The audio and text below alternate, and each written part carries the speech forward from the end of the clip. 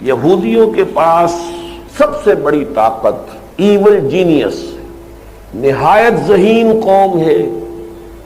تمام بڑے بڑے فلسفی یہودی، تمام بڑے بڑے سائنٹسٹ یہودی، اور پھر یہ کہ ان کے اندر انٹریگ، سازش، پلاننگ، اس کی صلاحیت بے پناہ ہے. نمبر دو یہ کہ ان کا کم تعداد میں ہونا ہی ان کے لیے بہت بڑی نعمت بن گیا ہے.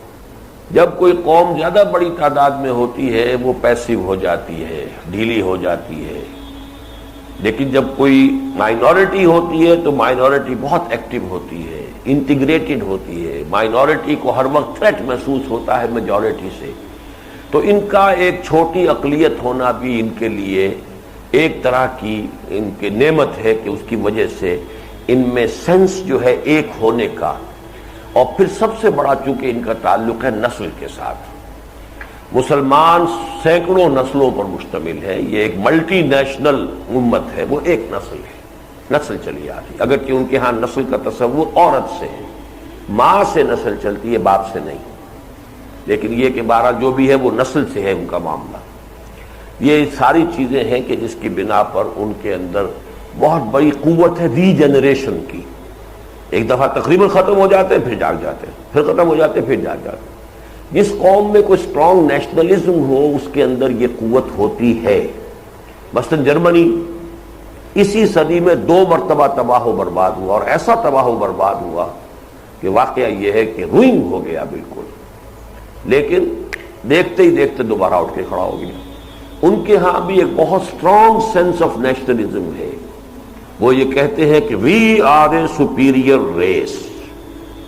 بچے کے پیدا ہوتے ہی اور اس کی جو کنڈر گارٹن کی ایجوکیشن ہے وہاں سے شروع ہو جائے گا اس کے اندر یہ خیال پیدا کرنا، وہ جو ہے معاشرہ پیدا کرتا ہے you belong to a superior race.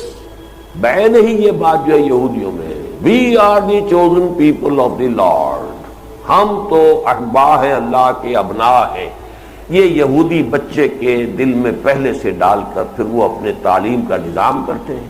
وہاں کہتے ہیں کہ ان کے ہاں ٹی وی نہیں ہے، بہترین ایجوکیشن ان کے بچوں کی ہوتی ہے، ان کے اسکولوں میں کبھی کوئی اسٹرائک وغیرہ نہیں ہوتی، اور انہوں نے اپنے بچوں کو بڑا محفوظ رکھا ہوا. پریکٹسنگ یہودی رہتا ہے وہاں پر، سینیگوگز ہیں بے تحاشا وہاں پر.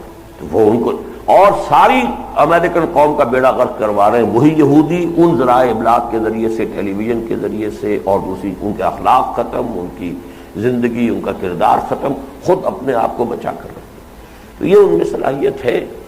اور ایک بات میں نے کہی ہے کہ اللہ تعالیٰ نے ان کو ابھی پریزرو کیا ہوا ہے مسلمانوں کو سزا دینے کے لیے، کہ بدترین سزا میں مثال دے چکا ہوں، آپ نے پڑھ لی ہوگی اس کتاب کے اندر، کہ مولانا اصلاحی صاحب فرمایا کرتے ہیں کہ فرماتے تھے، اب تو بیچارے اس حال میں ہیں کہ وہ کوئی بات چیت کر ہی نہیں سکتے، کہ یو پی کے اس علاقے میں جس سے ان کا تعلق ہے، اگر کسی شخص کو، راجپوت ہیں وہ، راجپوتوں میں سے کسی کو اگر بہت سخت سزا دینی ہوتی تھی، کسی نے کوئی بڑی کمینی حرکت کی ہے، تو چمار کو، گاؤں کے چمار کو بلا کر اس سے جوتی لگواتے تھے اس کے سر پر، کہ ایک تو جوتیاں پڑ رہی ہیں لیکن جوتی بھی راجپوت کے سر پر راجپوت کی پڑے تو چلو جوتی ہی ہے نا، راجپوت کی تو ہے، لیکن جب چمار کی جوتی پڑتی ہے تو اب اس میں انگریزی کا محاورہ بھی ہے to add insult to injury.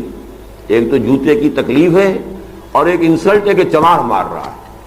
تو یہ جو روحانی اور دینی اعتبار سے چمار ہیں دنیا کے، مغضوب علیہم قوم، ملعون قوم، ان کے ہاتھوں مسلمانوں کی پٹائی، توہین، تذلیل، یہ آج ہو رہی ہے، اسی لیے ان کو پریزرو کیا گیا ہے. باقی ان کا آخری انجام بھی اب زیادہ دور نہیں ہے، جیسا کہ میں آپ کو ان سوالات کے ضمن میں بتا چکا ہوں جو پہلے ہوئے تھے.